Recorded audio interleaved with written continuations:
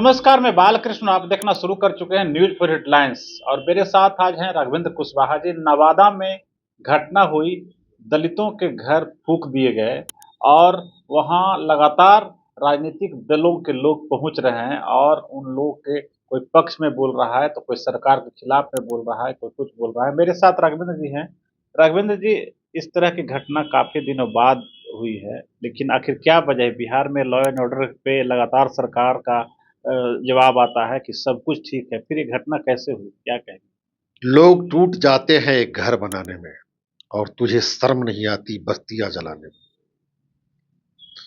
वसीर बद्र की एक बहुत पुरानी शेर है ये चरितार्थ होती है वहां नवादा की घटना में। निसंदेह यह काम किसी जाति विशेष का नहीं हो सकता। यह अपराधियों के द्वारा किया गया कुकृत्य है। हम इसकी तीव्र भर्त्सना करते हैं। हम किसी जाति विशेष पर इसको ब्लेम नहीं करना चाहते। यह अपराधियों के द्वारा किया गया है और अपराधी हर एक जाति में हो सकता है, लेकिन अपराध पर नियंत्रण करना सरकार का काम है। ये पूरी घटना सरकार के फेलियर होने का प्रमाण है। और एक तरफ नीतीश जी पूरे बिहार में भूमि सर्वे का स्वांग रचे हुए हैं, भूमि की बंदोबस्ती करवा रहे हैं, लेकिन दूसरी तरफ इस पूरे मामले में इतनी लाल फीताशाही और लूट मचाई गई है सरकारी कर्मचारी और अधिकारियों के द्वारा कि इसका हश्र भी इनके शराबबंदी अधिनियम की तरह ही हो रहा है। बिहार में कहने के लिए ऊपर से तो शराब बंद है, लेकिन हर जगह मिल रहा है। तो कमाई किनकी हो रही है? अधिकारियों की, पुलिस पदाधिकारियों की कमाई हो रही है। लेकिन ठीक उसी तरह से भूमि सर्वे के काम में भी नीतीश जी कर रहे हैं और ये नतीजा है भूमि सर्वे का। अगर वो जमीन जिस पर वो बसे हुए हैं तो सरकार आज तक उसको पर्चा क्यों नहीं दी? अगर वो भूमिहीन है तो पिछले 20 साल से सरकार में बैठे हुए और बोलते हैं कि मेरे राज्य में अब कोई आदमी भूमिहीन नहीं होगा, सबको अपनी जमीन पर अपना पक्का मकान मिलेगा। लेकिन क्या हुआ? अगर वो जमीन उन लोगों की है तो जलाने वाले को अभी तक गिरफ्तार करके फांसी क्यों नहीं दी जा रही है? अगर उनके पास जमीन नहीं है, अगर सरकारी जमीन में बसे हुए हैं थे, तो क्यों नहीं उनको पर्चा दिया गया जिस पर वो अपना घर बनाते? और अगर दोनों में से कुछ नहीं है, अगर किसी के निजी जमीन पर वो घर बनाया है, तो सरकार ने अभी तक उनको अलग से पुनर्वास की व्यवस्था क्यों नहीं की?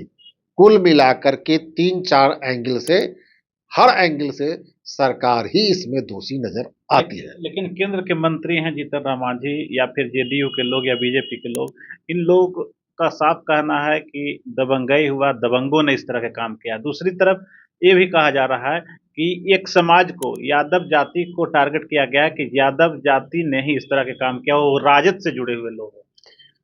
ठीक है, हर एक पार्टी से हर एक जाति के लोग जुड़े रहते हैं, मैं इस पर टिप्पणी नहीं करना चाहता हूं, लेकिन यह आपराधिक कुकृत्य है। ये जो लोग इस तरह की घटना को अंजाम देते हैं वो किसी जाति विशेष के नहीं होते हैं। वो क्या एक यादव दूसरे यादव की हत्या नहीं करता है क्या?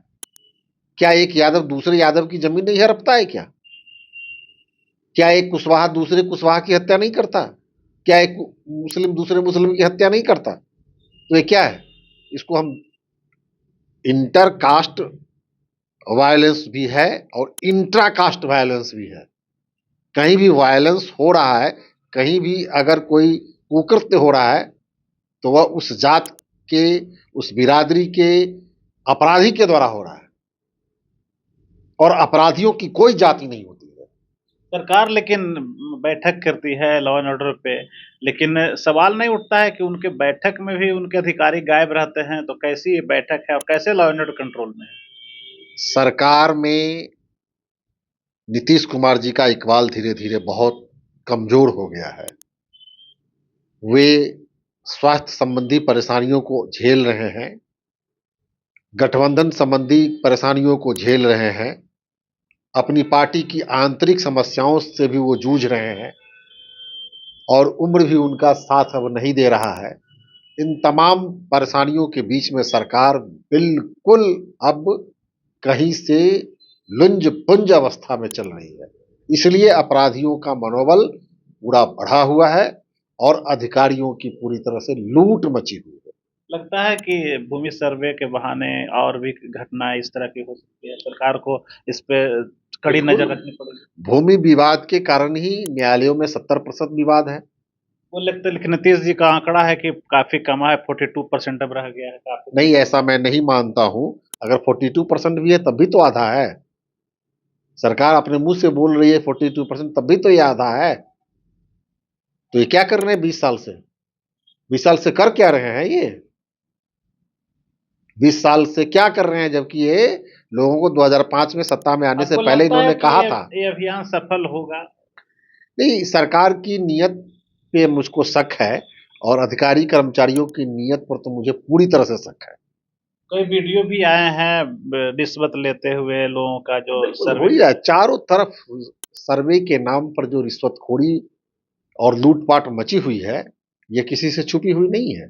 जमीन किसी का, कागज किसी को कट रहा है, दखल दहानी किसी का हो रहा है, जमाबंदी किसी की हो रही है, रसीद कोई कटा रहा है, रजिस्टर 2 में किसी का चल रहा है। ये बहुत व्यापक पैमाने पर गड़बड़ी हो रही है।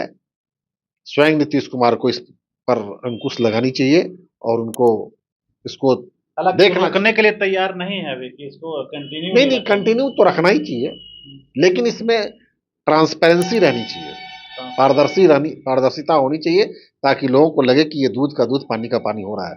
कोई आदमी क्लेम नहीं उठा सके, कोई आदमी ब्लेम नहीं कर सके। सचमुच भूमि विवाद को निपटाने के लिए इस तरह की पहल तो अच्छी पहल है, लेकिन बशर्ते कि इसको पारदर्शिता के साथ की जाए, ताकि जो भूमि विवाद वर्षों से चला आ रहा है और लगातार इसमें हत्याएं होती है, इसको लेकर सरकार को और भी गंभीर होनी चाहिए और कुछ ठोस पहल वैसी करनी चाहिए, ताकि ये जो तमाम तरह की समस्याएं सामने आ रही या फिर जनसंहार और जिस तरह की घटना हुई कि दलित बस्ती को जला दिया गया, इस तरह की घटना ना हो, इसके लिए सरकार को कड़े एक्शन लेने की जरूरत है। हम फिर किसी टॉपिक पे बात करेंगे। अगर अपने इस चर्चा में आप अपने मत दीजिए और इस मत के बाद इस चैनल को जरूर सब्सक्राइब करें। नमस्कार।